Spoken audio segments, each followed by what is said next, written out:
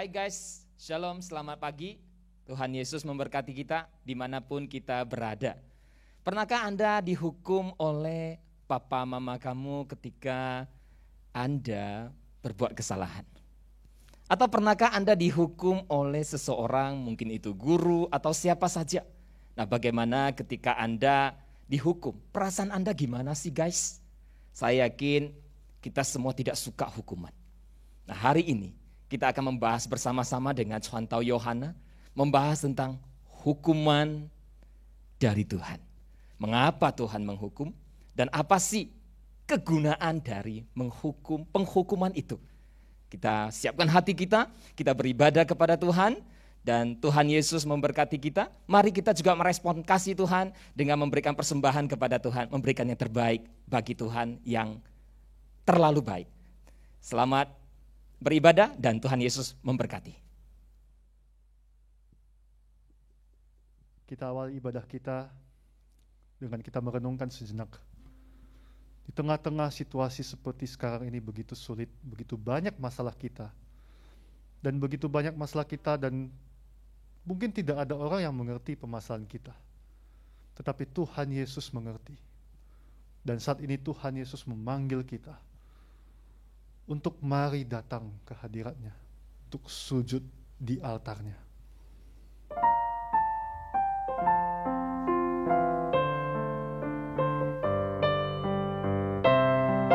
Kita persiapkan hati kita untuk memulai ibadah ini.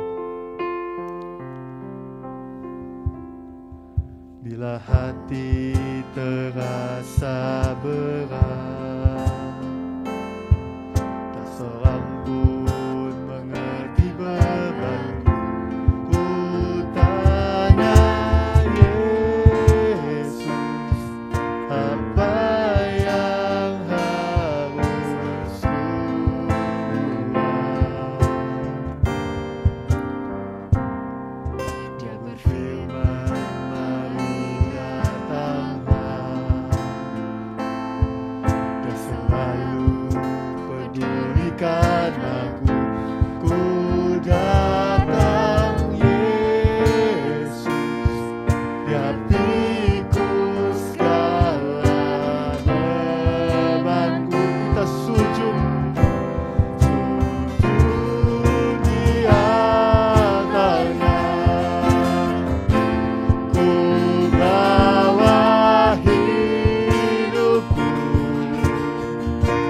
ku terima anugerahnya.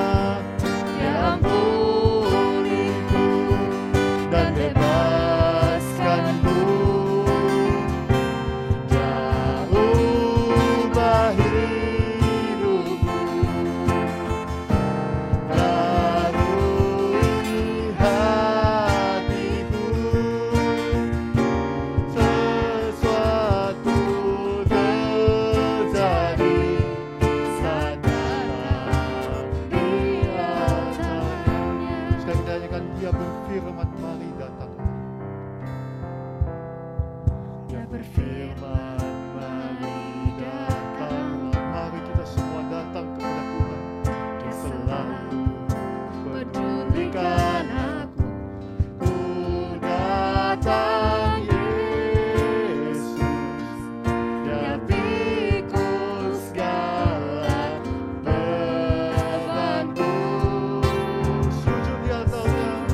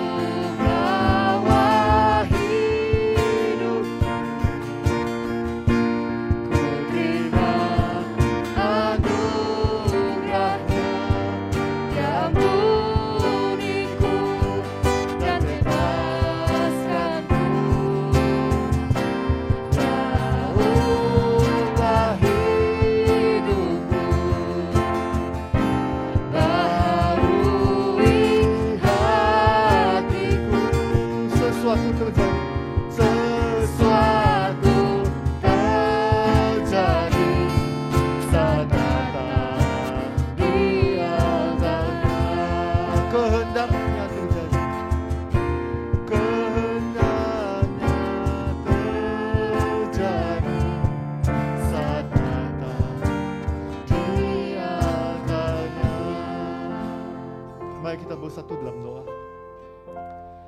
Tuhan, sepanjang minggu ini kami mungkin mengalami begitu banyak masalah. Kami mungkin begitu banyak pergumulan hidup kami. Kami mungkin melakukan begitu banyak dosa. Namun saat ini kami bersujud di altar-Mu ya Tuhan. Kami membawa semua beban dosa kami. Kami hanya meminta belas kasihan Tuhan kepada kami. Saat ini kami siap untuk beribadah kepada Tuhan. Kami siap untuk menerima firman Tuhan, untuk menyegarkan hati kami. Kami siap untuk memuji muliakan nama Tuhan lebih lagi. Ke Tuhan yang menolong kami, supaya ibadah kami ini berkenan di hadapan Tuhan dan menjadi berkat bagi kami. Dalam nama Tuhan Yesus kami berdoa. Amin. Mari teman-teman, kita lebih semangat lagi memuji Tuhan. Kita nyanyikan lagu Kunaikan Syukurku.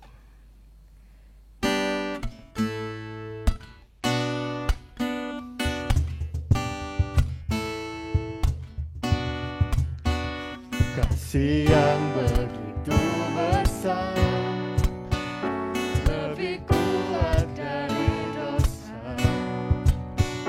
Kasih yang menemukanku, selamatkan dan pulihkanku.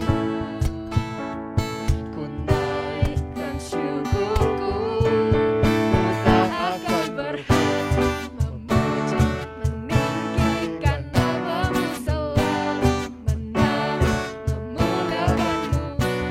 Dibebaskan, dibangkitkan, hidup yang Kau beri dan kini hanya untuk-Mu.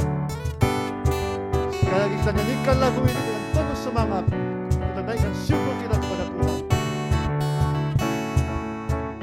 Kasih yang begitu besar, yes, lebih kuat dari dosa. Kasih yang menemukanku, selamatkan dan pulihkanku. Yuk, mari sama-sama. Ku naikkan syukurku, ku tak akan berhenti memuji, meninggikan nama-Mu selalu, menari, memuliakan-Mu. Dibebaskan, dibangkitkan, hidup yang Kau beri dan kini hanya untuk-Mu. Tak akan berhenti memuji, meninggikan nama-Mu selalu, menari, memuliakan-Mu. Dibebaskan, dibangkitkan, hidup yang Kau beri dan kini hanya untuk-Mu. Hidup yang Kau beri dan kini hanya untuk-Mu. Kita tepuk tangan untuk Tuhan kita. Ya, saat ini kita semua akan bangkit berdiri. Kita sama-sama mengikrarkan pengakuan iman kita, pengakuan iman rasuli. Aku percaya kepada Allah, Bapa yang Maha Kuasa, Khalik langit dan bumi, dan kepada Yesus Kristus, Anak yang tunggal, Tuhan kita, yang dikandung daripada Roh Kudus, lahir dari anak darah Maria, yang menderita sengsara di bawah pemerintahan Pontius Pilatus, disalibkan, mati, dan dikuburkan, turun ke dalam kerajaan maut. Pada hari yang ketiga bangkit pula dari antara orang mati, naik ke surga, duduk di sebelah kanan Allah, Bapa yang Maha Kuasa. Dan dari sana Ia akan datang untuk menghakimi orang yang hidup dan yang mati. Aku percaya kepada Roh Kudus, gereja yang kudus dan am, persekutuan orang kudus, pengampunan dosa, kebangkitan tubuh, dan hidup yang kekal. Amin. Praise the Father, praise the Son, praise the Spirit, God of glory, majesty, praise forever to the King of Kings.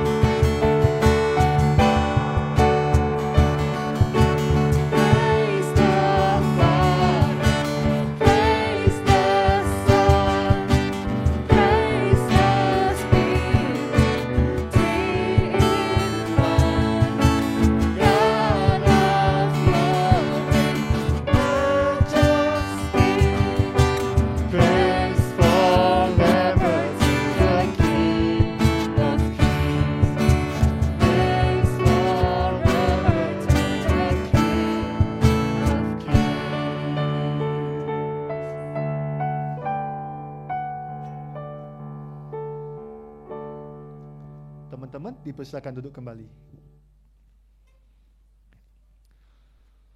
Sebelum kita mendengar firman Tuhan, kita sadar bahwa kita telah melakukan banyak dosa. Kita pantas dihukum oleh Tuhan. Kita pantas menerima hukuman Tuhan. Tetapi bukan dengan barang fana, bukan dengan emas perak, tetapi dengan darah anak yang mahal, menebus kita dari dosa kita, sehingga tidak lagi menerima hukuman itu. Biar kita mempersiapkan hati kita menyanyikan lagu ini. Bukan dengan barang fana Kau membayar dosaku, dengan darah yang mahal, tiada noda dan celah. Bukan dengan emas perak Kau menebus diriku, oleh segenap kasih dan pengorbananmu, ku telah mati dan tinggalkan cara hidupku yang lama.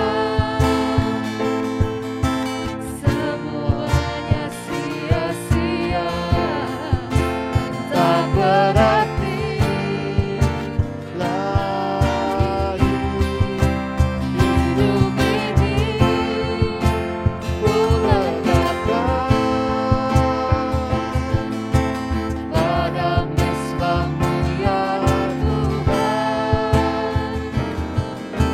Jadilah padaku seperti yang Kau ingini. Sekali lagi tanyakan lagi, bukan dengan barang fana, bukan dengan barang fana Kau membayar dosaku, Kau membayar dosaku, namun dengan darah yang mahal. dengan darah yang mahal, tiada noda dan celah. Bukan pula dengan emas atau perak, Bukan dengan emas perak, Kau menebus diriku oleh segenap kasih-Mu Tuhan. oleh segenap kasih Kau mengorbankan diri untukku, dan pengorbananmu, ku telah mati dan tinggalkan cara hidupku yang lama. Semuanya sia-sia dan tak berarti lagi. Hidup ini ku letakkan pada mesbah-Mu ya Tuhan. Jadilah padaku seperti yang Kau ingini. jadilah padaku ya Tuhan, jadilah padaku seperti yang Kau ingini.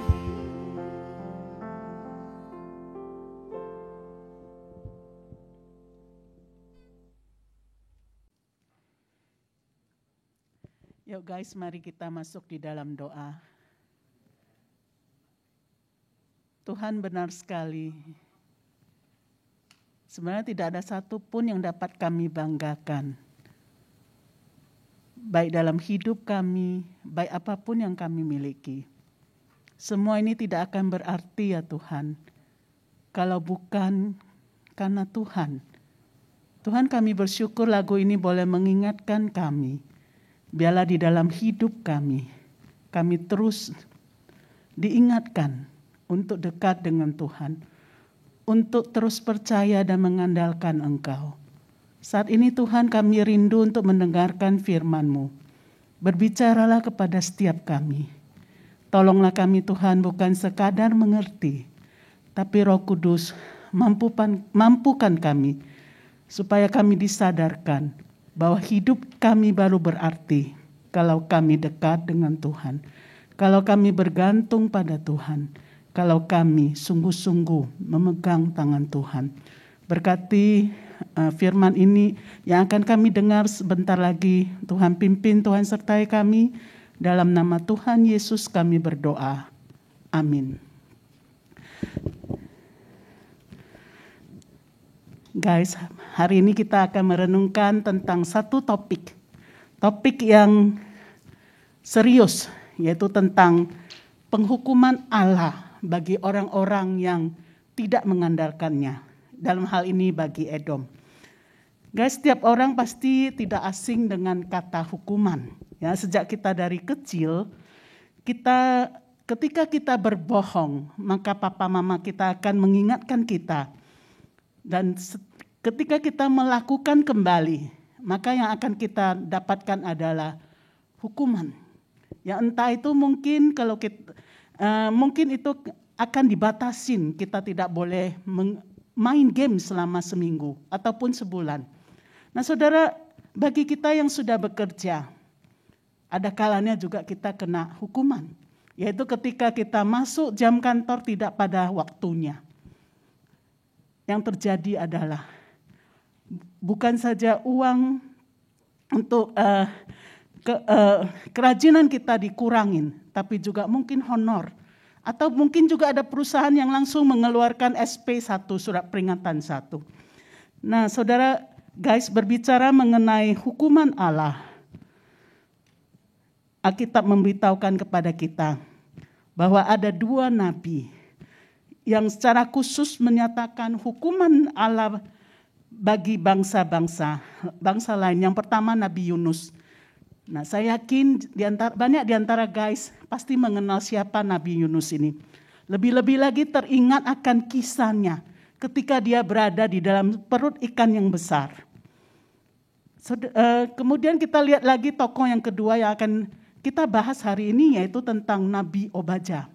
Nah, saudara, kalau dari namanya kita mengenal bahwa namanya Obadja ini berarti hamba Tuhan atau budak Tuhan atau penyembah Tuhan.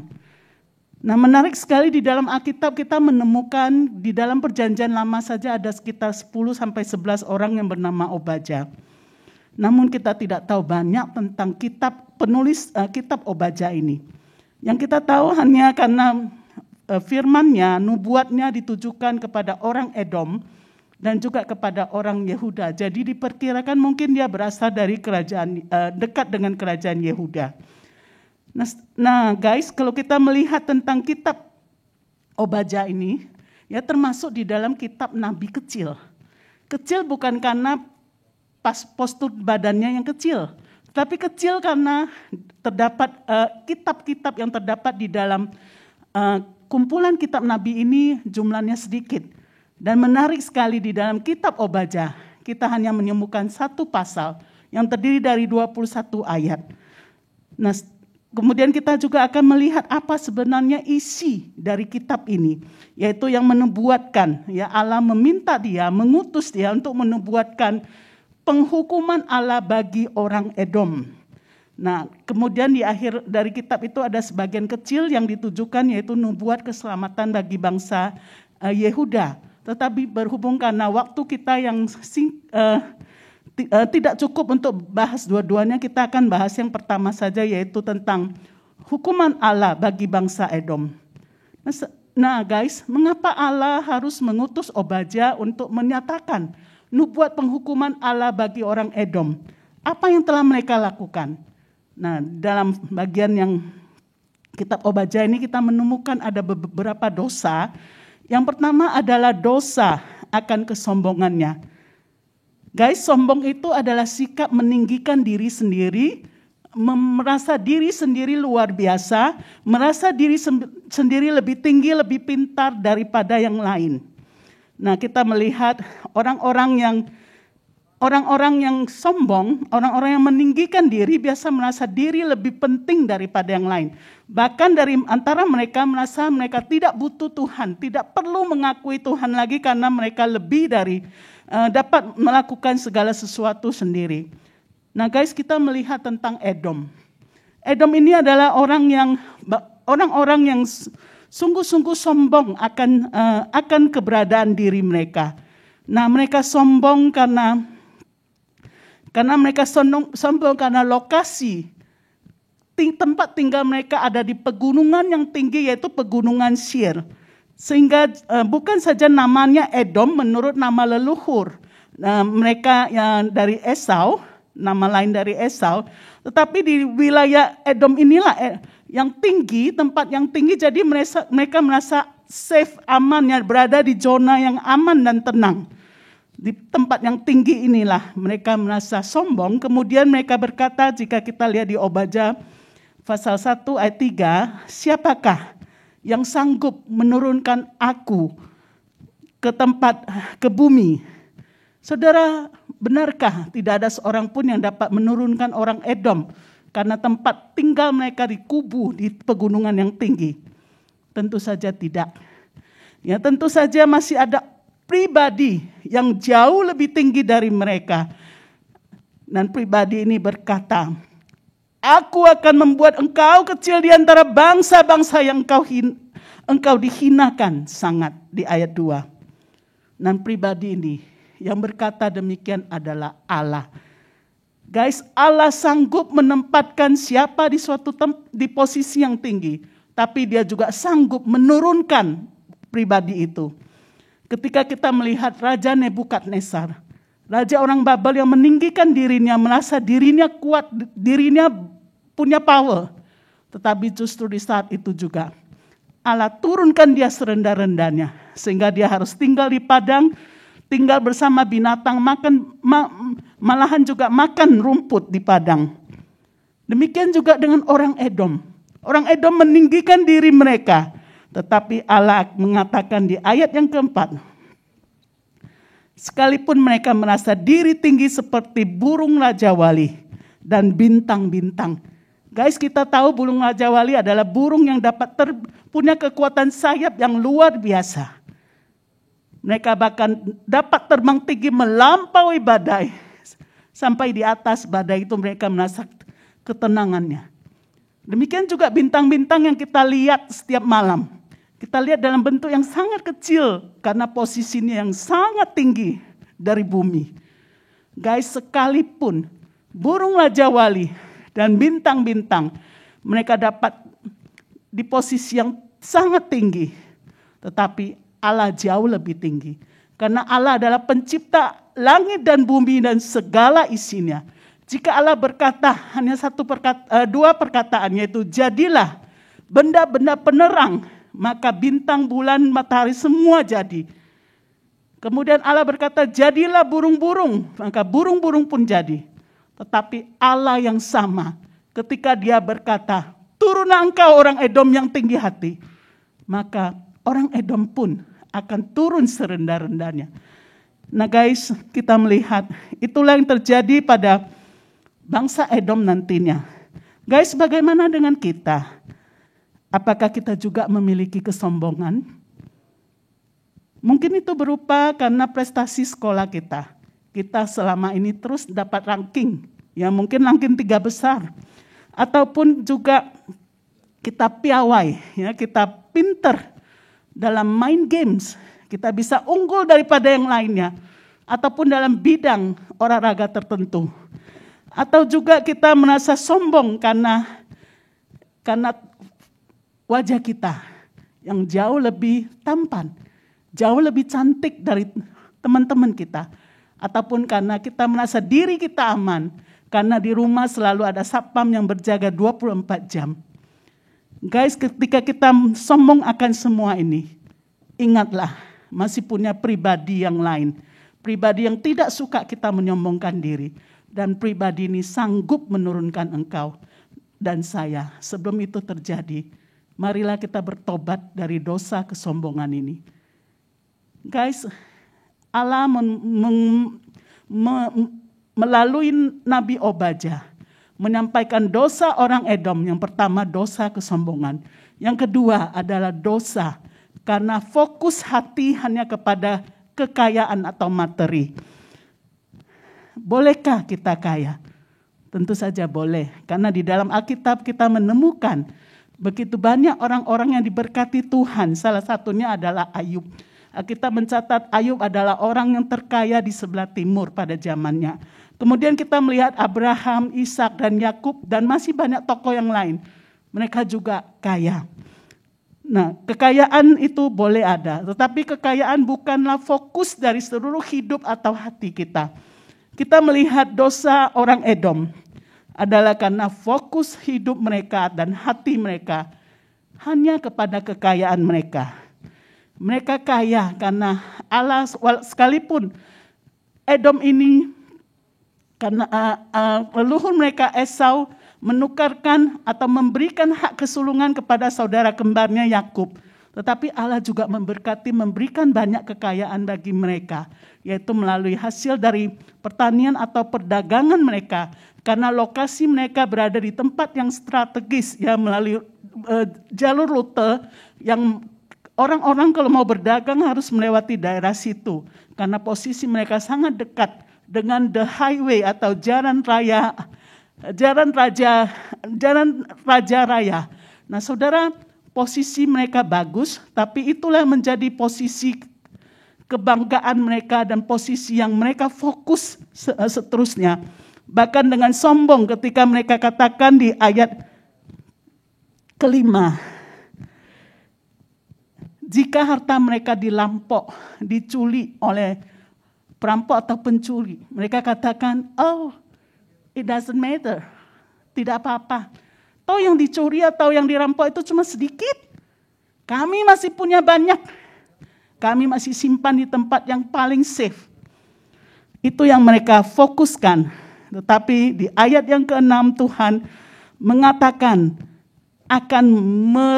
akan membongkar semua yang mereka simpan. Saudara, inilah konsekuensi dari dosa orang Edom. Yaitu fokus hati mereka hanya kepada kekayaan. Guys, bagaimana dengan kita? Apa yang menjadi fokus hati kita, saudara, semuanya pada saat ini? Apakah karena kekayaan kita? Mungkin kita punya tabungan dalam jumlah nominal yang cukup besar. Ataupun papa mama kita kaya. Ataupun kita punya smartphone yang harganya sangat mahal karena sangat canggih. Ataupun hal-hal yang lain yang kita miliki. Baik itu bagi pemudi-pemudi yang mungkin sekarang dengan fashion dan dengan gaun, ataupun juga dengan jewelry kita. Ingatlah, Tuhan mau fokus hidup kita bukan pada materi, tetapi kepadanya. Kenapa? Karena semua ini sebenarnya bukan karena kita pintar, kita memiliki semuanya. Tapi ingatlah, ketika kita datang ke dunia, ketika kita dilahirkan oleh mama kita tidak bawa satu barang pun ke dalam dunia ini. Kita dilahirkan tanpa bawa baju. Bahkan sehelai benang pun kita tidak bawa. Semua yang kita miliki saat ini, semua adalah pemberian Allah. Semua adalah berkat yang Allah berikan. Hendaklah kita mengucap syukur, mengakui bahwa segala yang kita miliki itu adalah berkat dari Tuhan. Kemudian juga kita melihat dosa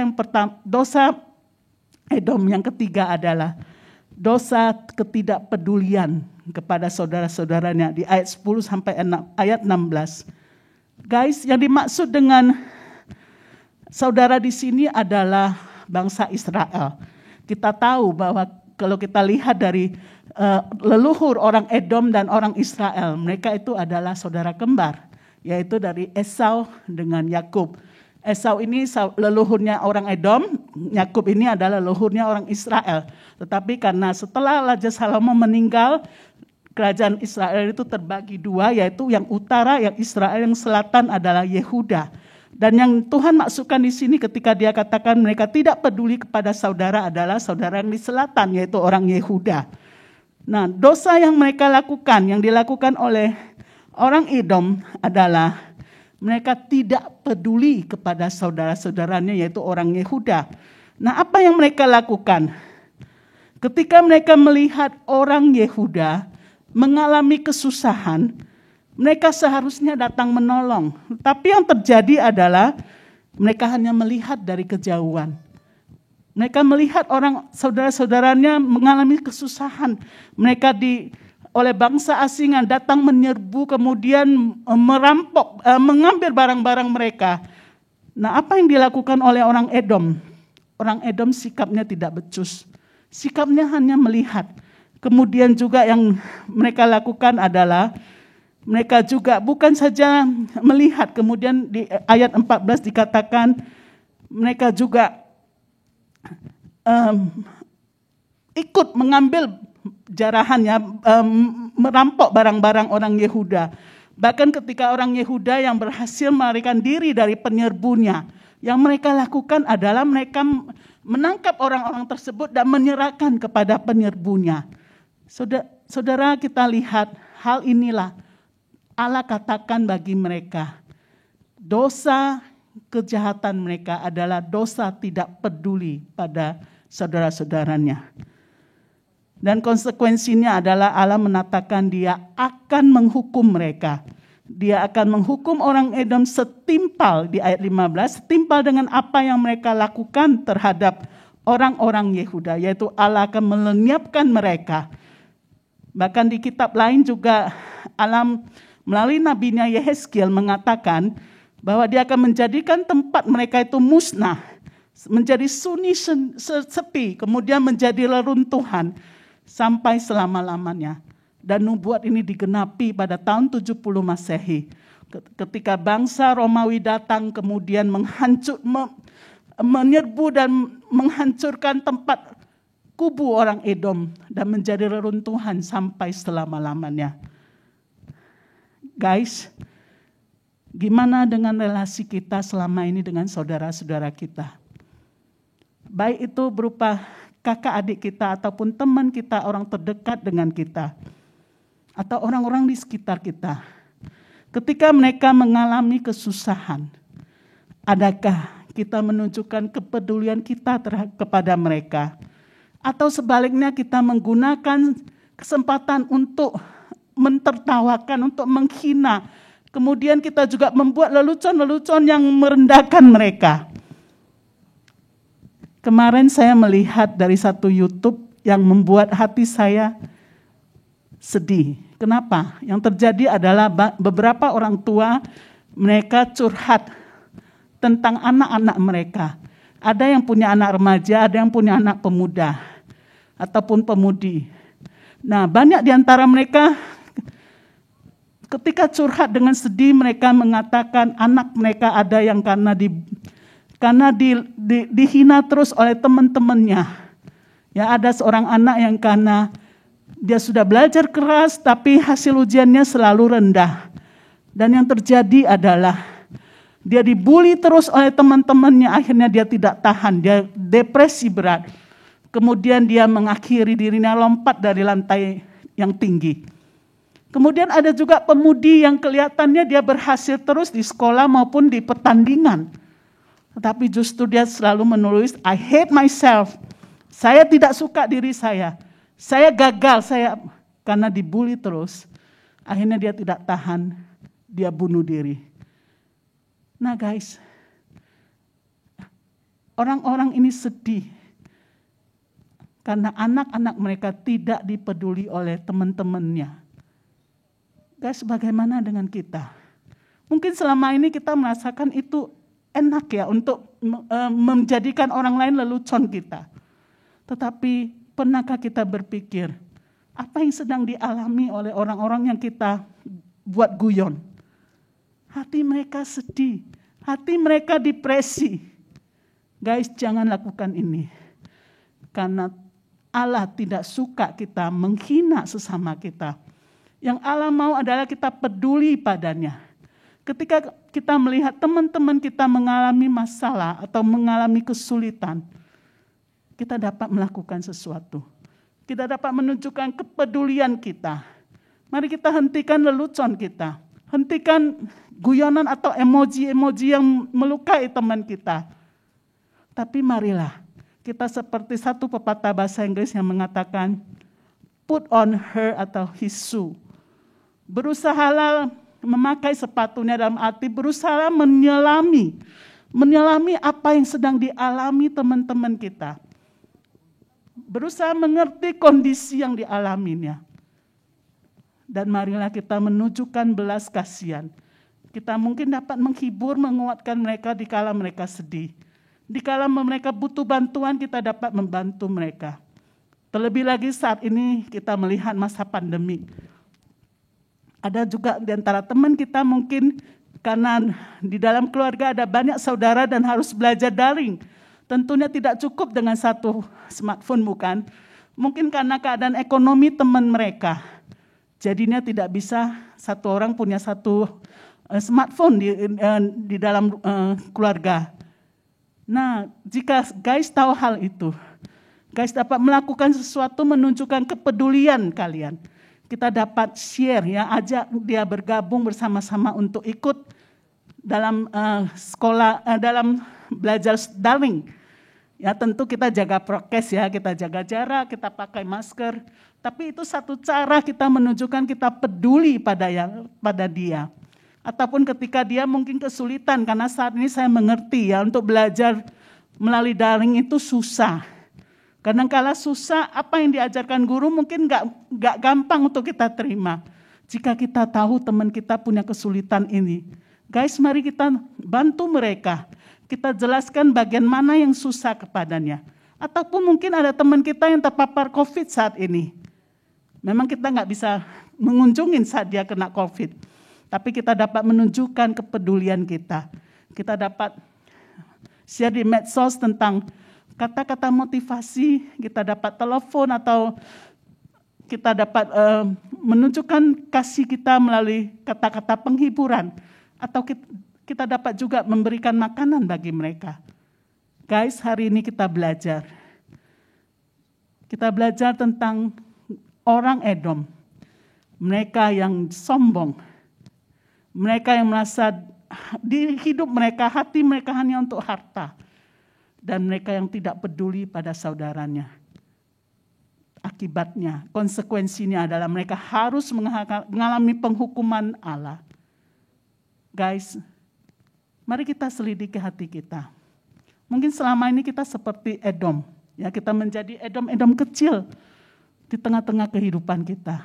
Bertobatlah. Selagi Allah masih kasih kesempatan bagi kita. Mari kita menunjukkan kerendahan hati di hadapan Tuhan. Kita mengakui kalau kita bisa seperti sekarang, kita dapat memiliki segala sesuatunya sekarang, itu karena Allah yang memberikan. Hendaklah kita bersyukur padanya. Ketika kita melihat orang-orang yang membutuhkan, marilah kita menunjukkan kepedulian kita kepada sekeliling kita. Saat ini saya mengajak guys semua, mari kita ambil waktu. Kita lihat kehidupan kita selama ini. Mungkin kita punya dosa-dosa kecil yang seperti yang dilakukan oleh Edom. Dosa-dosa seperti Edom. Mari kita datang kepada Tuhan. Kita mohon Tuhan mengampuni kita. Kita bertobat. Dan mulai saat ini mari kita memiliki kerendahan hati. Dan mari kita juga fokus hati kita kepada Tuhan, bukan kepada hal-hal yang kita miliki. Dan mari kita berdoa untuk satu orang. Kita minta kepada Tuhan. Tuhan, di antara teman kami atau keluarga kami atau teman-teman terdekat kami, siapa yang Tuhan mau saya tunjukkan kepedulian padanya? Mari kita masuk dalam doa. Masing-masing kita berdoa untuk 3 hal yang tadi saya bagikan. Yang pertama, kita lihat kehidupan kita.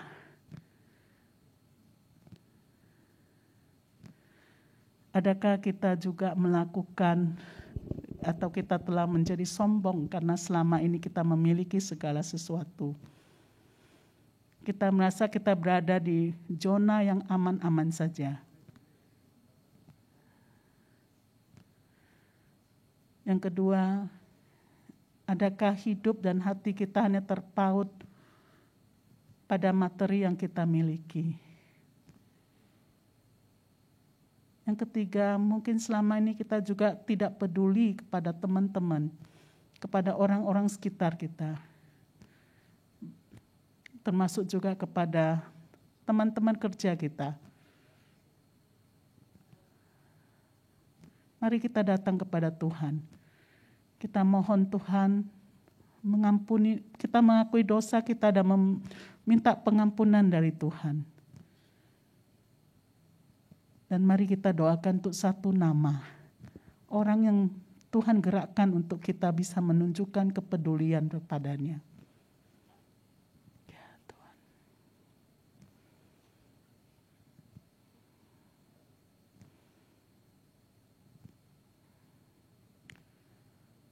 Tuhan,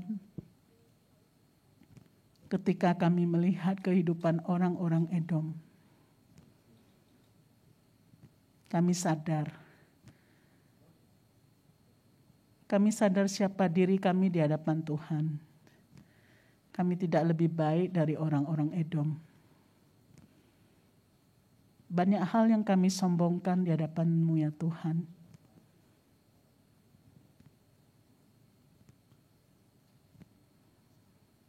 Ampunilah dosa kami.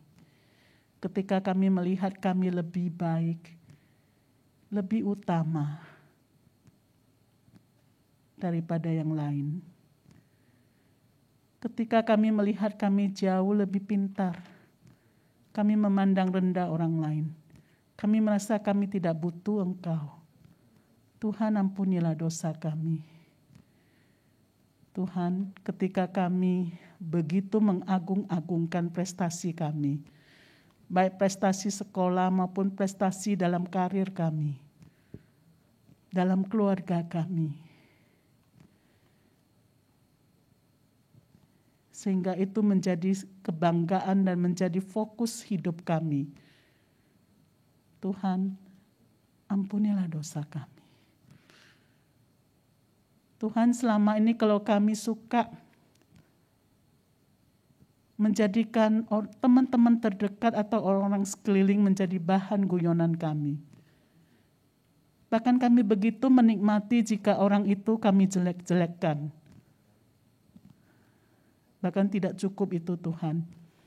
Mungkin kata-kata kasar kami yang kami suka ucapkan. Judgment yang tidak baik yang kami lakukan. Sehingga membuat orang stres, depresi. Tuhan, ampunilah kami. Tuhan, untuk satu nama yang tadi kami doakan, Tuhan pakailah kami supaya kami menunjukkan kepedulian pada orang itu, supaya kami juga dapat menjadi berkat bagi orang itu. Terima kasih untuk pagi ini Tuhan, melalui firman-Mu sekali mengingatkan kami akan keseriusan Tuhan terhadap dosa-dosa dan konsekuensi yang akan Tuhan berlakukan bagi orang-orang yang terus-menerus melakukan dosa. Terima kasih untuk pengampunan yang Engkau berikan bagi kami. Kehidupan kami sekalipun kami masih muda, kami serahkan ke dalam tangan Tuhan. Pimpin hidup kami, agar apa yang kami lakukan, agar apa yang kami fokuskan adalah sesuai dengan yang Tuhan mau. Terima kasih ya Tuhan, dengarkan doa kami. Dalam nama Tuhan Yesus kami berdoa. Amin. Mari kita sama-sama menaikkan doa yang diajarkan Tuhan Yesus. Bapa kami yang di surga, dikuduskanlah nama-Mu. Datanglah kerajaan-Mu, jadilah kehendak-Mu di bumi seperti di surga. Berikanlah kami pada hari ini makanan kami yang secukupnya, dan ampunilah kami akan kesalahan kami, seperti kami juga mengampuni orang yang bersalah pada kami. Dan janganlah membawa kami dalam pencobaan, tapi lepaskan kami daripada yang jahat. Karena Engkau yang punya kerajaan dan kuasa dan kemuliaan sampai selama-lamanya. Amin.